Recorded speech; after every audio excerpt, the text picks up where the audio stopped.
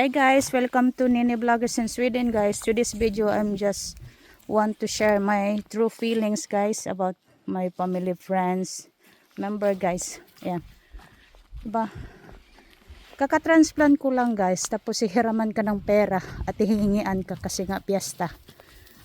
At saka nasunugan. Pero pareha naman, wala silang consideration talaga kasi nga lagi akong nagpo-post sa Facebook, nababasa naman nila yung mga I've been through a lot, few years fixing myself. Diba? Trying my best to be okay all the time, even sometimes I'm not feeling well, but I'm trying my best to be happy and positive and hope something better for me in the future. At then of course, thank you so much for my husband, of course, thanks God for giving me a new chance to live. Diba? Tapos minsan yung nasi-share ko before, yung I've been through dark side all the time guys, kasi nga yung pakiramdam ko hindi siya okay lagi.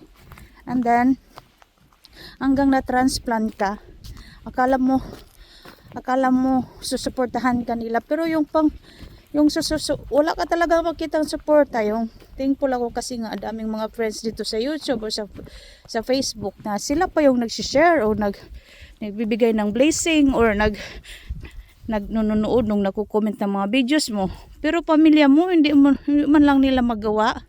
Tapos ang dali na nilang tumawag or ma-chat na hiram ng pera o hingi ng pera. O tapos yung kapatid ko, ilang years ko hindi ko sinasagot. I think 2 years. Kasi nga, alam ko naman, pag kinukontak ko, lagi lang na humihingi. Tapos may naramdaman, tapos bigay naman ako ng bigay. Tapos a few days, wala akong narinig na kahit ano, pasalamat or something. Kaya i-activate ko siya sa Facebook, sa Messenger. Nung na-transplant ako, nangumusta, sana okay na ako. Yan, tumatawag, okay naman. Hanggang nung ilang araw, tumawag na tulog pa kami ng habi ko at naintindihan ng habi ko kasi nakaintindi ng Bisaya. Nahiram ng pera kasi piyesta. Oh my God, wala talagang consideration. At alam naman niya, sinasabi ko nung nag-uusap kami na wala talaga akong pera, wala akong work.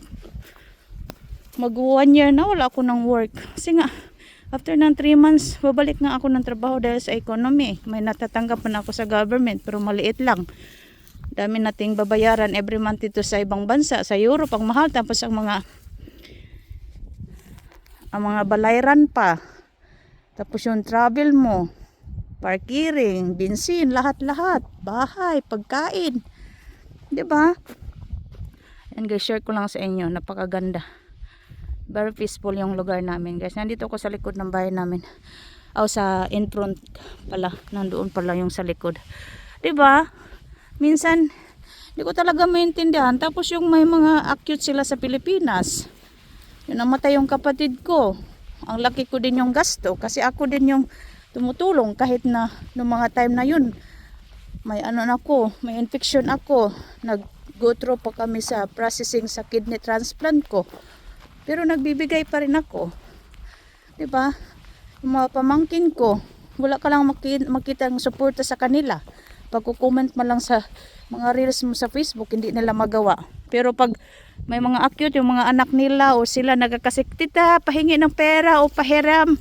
O, pahiram, wala ka namang may babayad. O ako naman, tita, napakabait. O sige, go. Diba?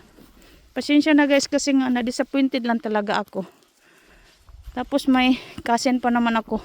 Thankful ako sa cousin ko nung high school ako kasi may nagbibigay yan sa akin pag pumupunta ako sa trabaho niya. Ayan. So, nagbibigay din ako sa kanya. Pero, naghihiram din. Pero ngayon wala akong panghiram. Wala akong ipahiram. Kaya pasensya na talaga. Kung lang ako na-disappointed sa mga kapamangkin ko talaga. Yung kapatid ko. Na wala man lang consideration. My goodness, mahirap kaya malungkot ako guys, kaya walking muna kami na sa ato ng 1 hour para ma-fresh naman yung naramdaman ko. Kasi parang sumasabog yung puso ko talaga sa disappointment, guys. Sabi ko, grabe naman. Kahit man lang sa pagko-comment o pag-share ng mga reels, hindi nila magawa. Tapos kung may mga problema sila, ang bilis lang nilang mag-shot, di ba? Oo, ang sarap, ang bilis talaga. Kasi nga, nandyan si tita para tumulong agad. Pero ngayon, iba na. Hindi na ako naging mabait na. Hindi na ako pareho sa una na gulang-gula, sige, hiram, pahiram, bigay. Ganun kasi ako noon, guys.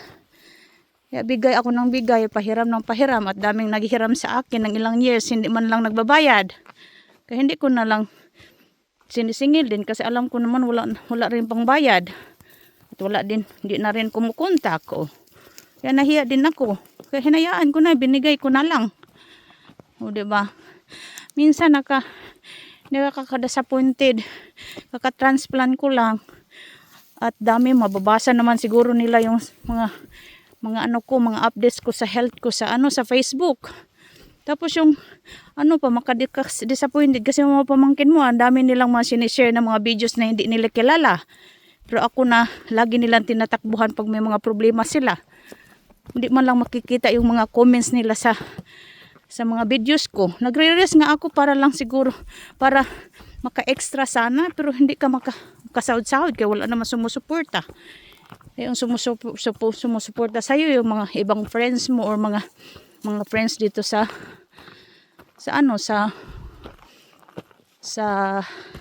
Facebook o dito sa YouTube. 'Di ba?